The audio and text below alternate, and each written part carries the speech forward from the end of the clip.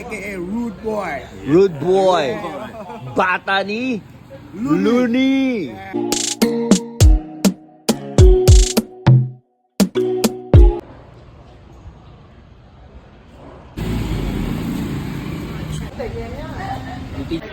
Cà phê đen nóng phải không?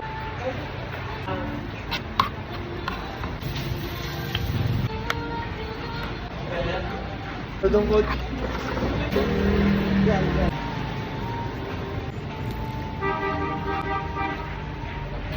Anong soup yan? Winner ba? Winner. Winner. Vietnam style. Vietnam style. Para healthy. Gulay-gulay. Mga ka-winners, ito nga pala yung breakfast ng Vietnam style nila. Yeah, So, ano? tikman natin. With bread. Yes, Huh? with bread pa. Bread. No rice bread, pare. Diet ka. Yeah, not bad. Diet ka. Yeah, delicious. Oh. Pakilala ka pala, pare. Ako nga pala si David, aka Rude Boy. Rude Boy. Bata ni Looney. Yeah. Si Looney. Bata to ni Looney. Ito, bata ni Nino. Si John Lloyd lang Ito si John Lloyd.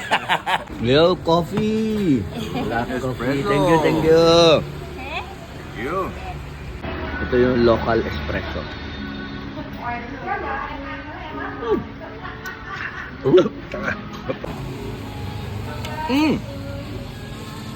Ang lasa?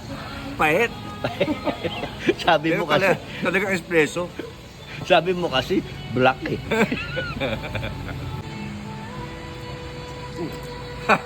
Ang pait, parang pag-ibig minsan. Ang galing. Nakali-up Ang pa. galing. Manang-mana. Mga ka-winners, sample lang to ni Rod. Rod Boy. Yes, dito kami ngayon sa Vietnam. Masarap sa Vietnam. Yung mga pagkain nila malilamnam. Di ba?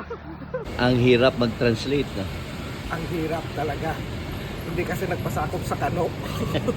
French Nagpasakop colony. lang. Ayan o, nagta-translate. You understand me? Ha? No. No. Cannot. Kakakain mo lang, kakain ka ulit. Oo, kailangan natin tikman lahat ng pagkain nila para ma-figure out natin kung saan yung best for the kids. You know what I'm saying? Yeah, homie! So, ito yon ang order ni Rod the Boy. Sige, Yes. Rod, tikman natin. Ito, ano kaya to? Dito, masarap Parang yung embutido to. Ano? Parang embutido, no? Parang embutido. Diba? Sarap. Bandang wala, magiging rapper na rin ako. Lasa. Takto lang. Isang baksak.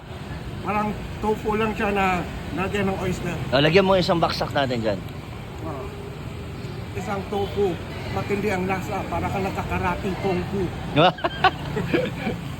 Ayos. Ako naman. Tofu. Tofu.